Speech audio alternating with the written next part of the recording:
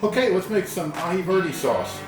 To start, you're going to use 3 tablespoons of avocado oil, a handful of cilantro, so I've just ripped a handful off of a bunch, a half a cup, your favorite mayonnaise,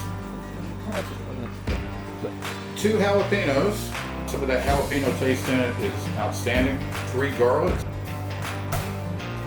throw those in. I have 5 mint leaves that we're going to put in, a 1/4 cup of Parmesan. Today I'm using the Parmigiano Reggiano. It calls for 1/3 of a cup of lime juice, a pinch of salt, a pinch, like that.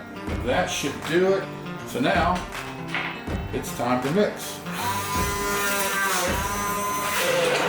With a hand mixer, you got to make sure you get down to the bottom there that everything comes up. So, and let's give it a quick taste. And again, got that good little coat the back of the spoon. Yep, that's it. I don't need more salt. That's perfect.